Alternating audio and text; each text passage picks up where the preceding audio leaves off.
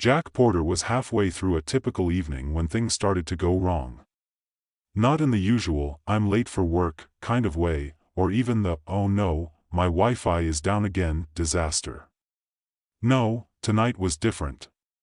Jack had just launched his favorite role-playing game, Etheris, The Last Stand. It was the only thing that kept him sane, or at least distracted enough to forget that his life outside of it was less than ideal. He sat cross-legged on his couch, his face illuminated by the harsh light of his oversized TV. The cold glow of the screen flickered as he maneuvered his character, Crixus, the savior of Etheris, through the ruins of a city in flames. Around him, the world seemed to be crumbling, but Crixus was everything Jack wasn't: brave, strong, decisive. He didn't have to face the daily grind of tech support, the nagging feeling that his life was going nowhere, the frustration of being a failure in the eyes of his girlfriend, Lila, but in Etheris? Crixus could do anything. And that, to Jack, felt like something worth living for. Right now, Crixus was battling a massive demon, a gargantuan creature with horns like a bull and skin that pulsed with an eerie, red glow. The digital air around him crackled with electricity. Jack's fingers danced over the controller with practiced ease. He was about to unleash his ultimate attack, a move so powerful that it would break the demon's will to fight. Then, just as he pressed the button to activate the power, something strange happened. There was a flash. The game flickered, and Crixus froze mid-swing. The demon, too, hesitated, as if caught in some strange, suspended moment in time. Jack blinked. Was it just a lag? A minor glitch, nothing too alarming. He frowned, a little irritated, but then, the strangest thing occurred. For a split second, just as the demon's massive claw swiped at Crixus, Jack swore he saw a reflection in the screen, not of Crixus, but of himself. He was standing there, right there in the game. The reflection of his own face stared back at him, wide-eyed and confused, mirroring the uncertainty that Jack felt deep within himself. He could feel his heart racing as his hands instinctively dropped the controller. The reflection wasn't just an oddity, it was him. His own face, still in his apartment, yet standing right beside his in-game avatar. Before he could even react, the screen went black. The next moment, Jack was yanked out of the game entirely, his entire body jolted as though someone had physically yanked him by the collar and tossed him aside. The room around him began to warp, his head spun. The air felt thick. His heartbeat thundered in his chest, and everything around him became disorienting. He looked around in a daze, expecting to see the familiar confines of his apartment, cluttered with takeout containers, dirty laundry, and his desktop piled high with uncompleted work. But no. Instead, the world around him was different.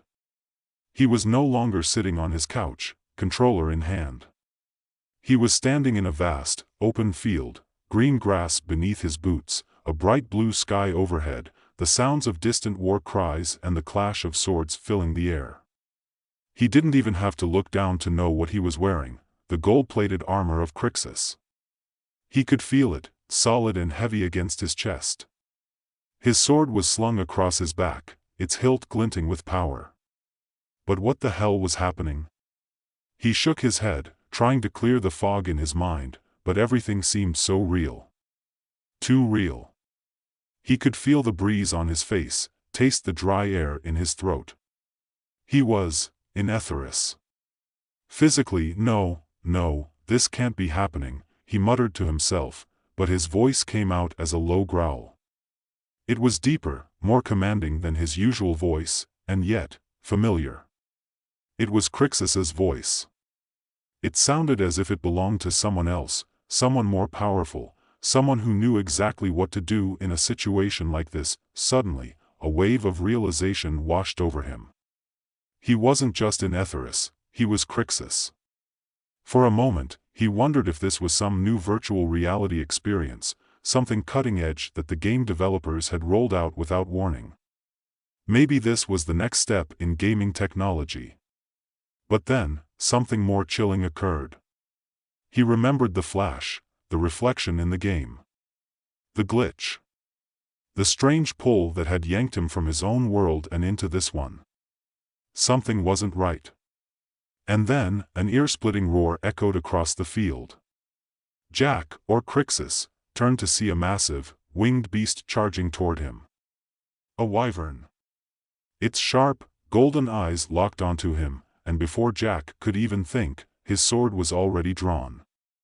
Without hesitation, he swung, cutting through the air with the practiced grace of a seasoned warrior. The battle was brutal, but instinct took over.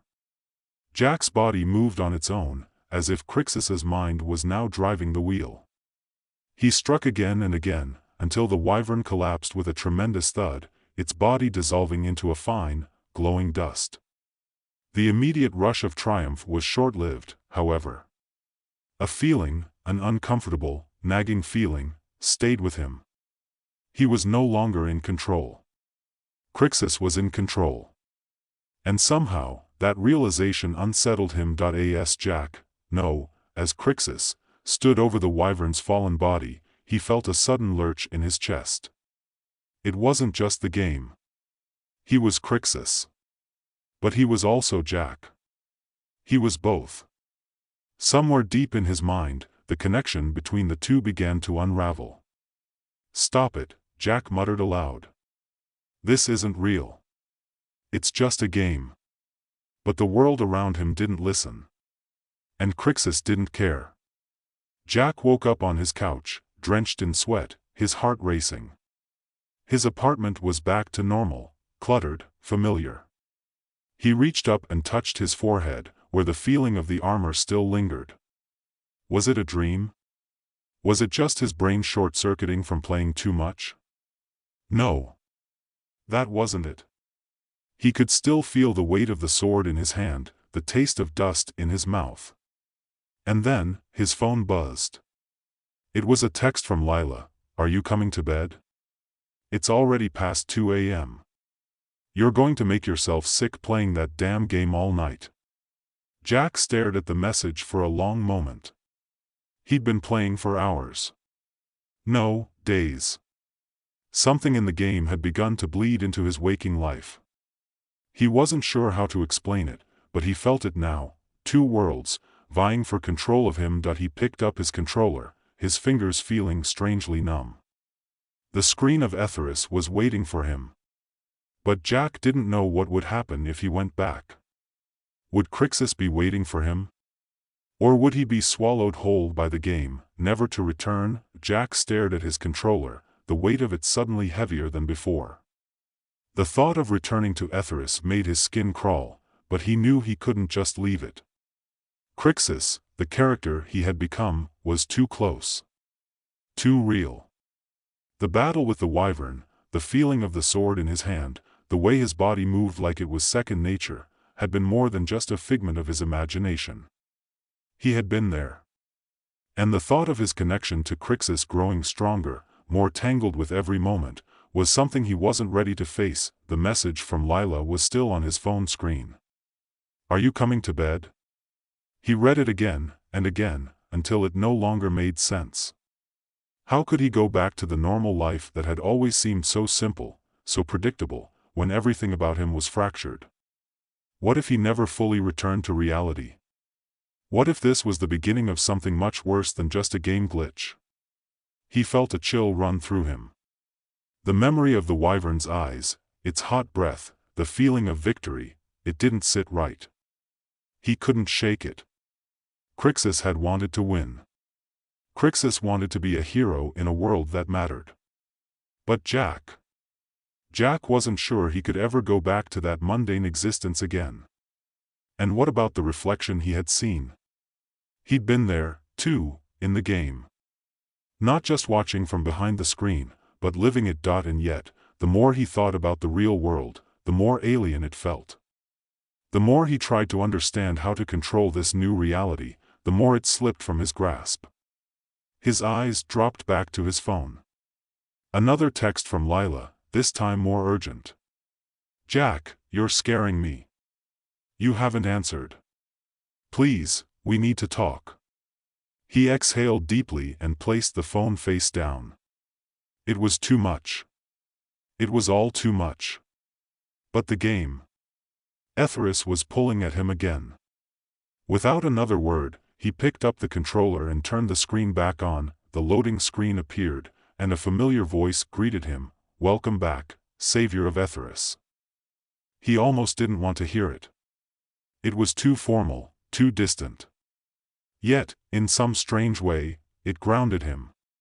He needed something to hold on to, something real.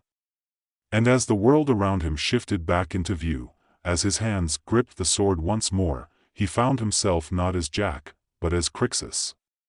Again, Crixus stood on a precipice, overlooking a vast battlefield. Soldiers rallied beneath him, the air thick with tension. His army had just suffered a devastating blow. The enemy was strong, relentless, and yet Crixus knew that they could still win. He could still make a difference. But then, a voice echoed through the ether, his voice. Not the deep, commanding tone of Crixus, but Jack's voice. A sharp reminder that he was still here, still in control, or so he thought. "Stop this," Jack whispered to himself. "This isn't real. This is just a game." But Crixus didn't listen. Crixus never listened. The war raged on, and Jack, no, Crixus, was the only one who could save Etheris. The battlefield stretched out before him, chaotic and frenzied. Soldiers clashed in hand-to-hand combat, arrows darkened the sky, and the distant crackle of magic filled the air. Crixus, his armor glinting under the setting sun, knew what needed to be done. The enemy was close, too close, and if they didn't act now, the kingdom would fall. "Focus, Crixus," Jack muttered, his hands trembling slightly as they gripped the sword. But it wasn't Crixus who needed to focus, it was Jack. He needed to stop this. Stop the bleeding of the two worlds, before one swallowed the other entirely. He was fighting his own mind. The voices, the images, the overwhelming sensation of living two lives at once, they all tore at him. For a moment, the sword felt like it belonged to someone else, like it wasn't even in his hands. He felt the cold steel vibrate, and the weight of the blade threatened to crush him. "Victory," Crixus whispered under his breath, his lips curling into a grin. Jack, in the back of his mind, recoiled. Crixus was becoming him. The arrogance, the unshakable confidence, it wasn't just part of the game anymore. It was something more. It was becoming his reality. The sudden scream of a soldier brought him back to the present. He turned sharply, only to see one of his own men fall in battle. Crixus was a commander, a leader. He couldn't afford to lose, not now. He had a purpose here. But Jack's heart twisted as he watched the life drain from the man's eyes. This was the reality of war. Of choices. Of sacrifice. The weight of the decision pressed on him. Jack felt the urge to stop, to pull back from this game, but Crixus had no such hesitation. With one swift motion, the sword swept through the air, severing the head of an enemy warrior. The battle was turning in their favor. But at what cost? A voice, a familiar voice, cut through the fog. It wasn't Crixus. It wasn't the deep, commanding tone of the in-game character. It was Lila's voice, soft and full of concern. "Jack? Are you there? Where are you?" The voice shattered the illusion. Jack snapped back to the real world, back to his apartment. The screen was still glowing, the game still paused, but the echo of Lila's words pulled him away from the abyss. He looked down at his hands. They were shaking. Sweat dripped down his face. His pulse pounded in his ears. He couldn't live like this, torn between two worlds, unable to grasp hold of either one. It was one thing to escape into a game, to lose himself in the thrill of the fight, but this? This was something else entirely. His phone buzzed again. Another message from Lila. "Jack, if you don't come back to me, I swear to God." The message was cut off by a sudden force, as though the air itself had been sucked from the room. Jack's vision swirled. The lights flickered. And in the dim glow of the room, his reflection stared back at him from the screen, not as Crixus this time, but as himself. "Make a choice. The words echoed through his mind. A choice. For the first time in days, Jack realized what needed to be done. The fracture between Crixus and himself had grown too wide to ignore. He couldn't keep pretending that he was just one person in one world anymore. If he didn't stop this, if he didn't make a decision, he would lose himself entirely. He dropped the controller onto the coffee table, his fingers numb. There was no going back. There was no Etheris without him, no Crixus without the person pulling the strings. He closed his eyes, and for a long moment, everything was still.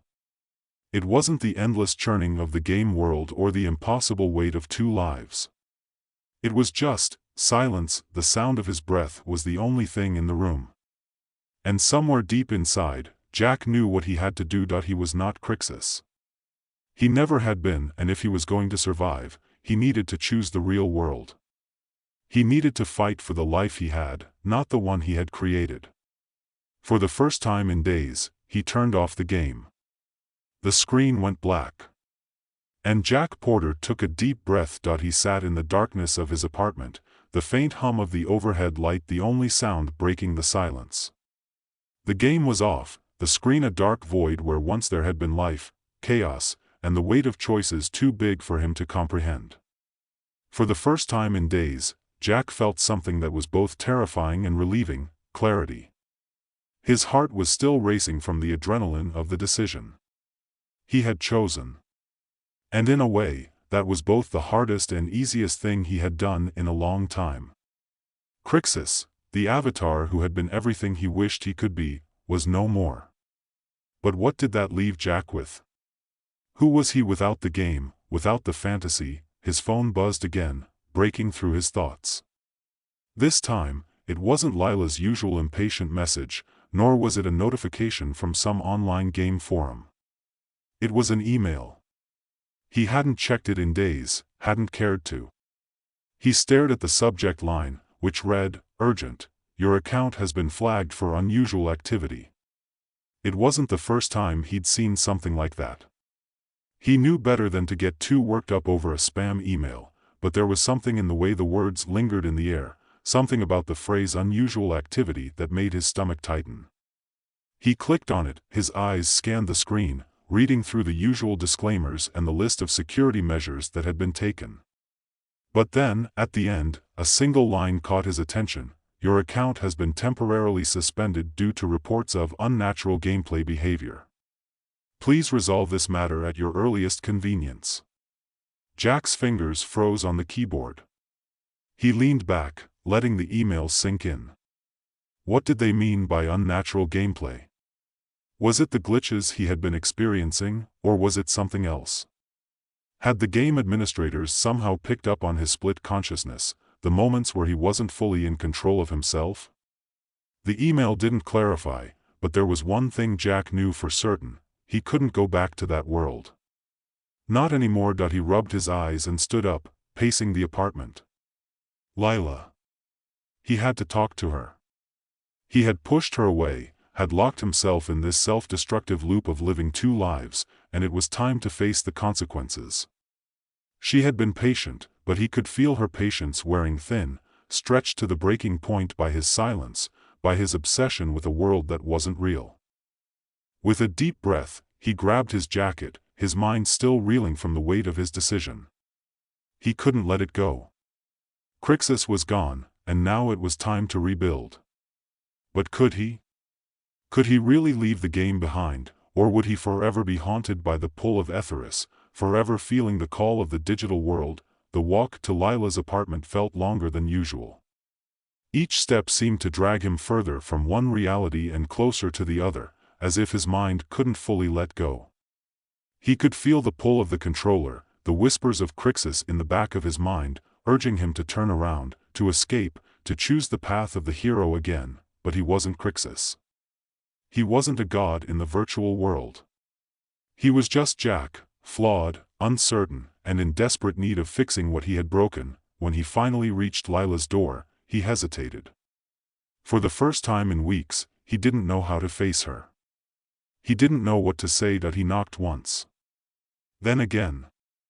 And a third time, louder this time, his frustration creeping into his movements. After what felt like an eternity, the door finally opened. Lila stood there, her eyes tired but sharp, as if she had been waiting for him to come back to himself. "Jack," she said quietly, her voice a mix of relief and apprehension. "You're here." I'm sorry," he started, but the words caught in his throat. What could he say? How could he explain the madness that had overtaken him, the way Etheris had consumed him like a parasite, pulling him away from everything that mattered? "Jack," Lila interrupted, her tone softer now. "You don't need to apologize. I just need to know if you're still you." He closed his eyes, taking a steadying breath. He wanted to tell her that everything was fine now, that he had made a choice, that the game was behind him. But how could he say that when his thoughts were still tangled, when his mind still wandered back to the sword, the battles, the voice of Crixus calling to him in the dark? "I think I'm starting to remember what it means to be me," he said slowly, looking up at her. "To be Jack. Not Crixus. Not the guy in the game. Just me." She studied him for a moment, her eyes searching his face as if trying to find something he wasn't sure was there. Then, with a small sigh, she stepped aside and motioned for him to come in. "You don't have to figure it all out right now," she said, her voice gentle but firm. "But you're here, and that's a start." He nodded, grateful for her patience, for her willingness to accept him, even after everything that had happened.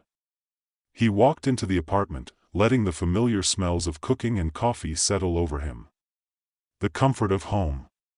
For the first time in what felt like forever, he allowed himself to just be. Lila didn't ask questions. She didn't press him for details. Instead, she made him a cup of coffee, and they sat together in silence for a long time, letting the stillness between them speak louder than words. Jack didn't know what came next. He didn't have all the answers. But for the first time in weeks, he felt like maybe he could find his way back. Maybe he could repair the damage, rebuild the relationships that had crumbled under the weight of his obsession. And maybe, just maybe, he could learn to live in the real world again, without the constant pull of Etheris dragging him under. When he finally spoke, his voice was steady, calm. "I don't know what to do next, but I promise you, I'm not going anywhere." Lila smiled, her hand reaching out to rest on his. "That's all I need to hear." And for the first time in days, Jack felt the weight lift off his chest. The war between two worlds, one virtual and one real, wasn't over, but maybe it didn't need to be. Maybe it wasn't about fighting one world against the other. Maybe it was just about finding the right balance between them. For the first time in a long while, Jack felt at peace, and somewhere, deep in the recesses of his mind, Crixus, his Crixus, was silent. For now.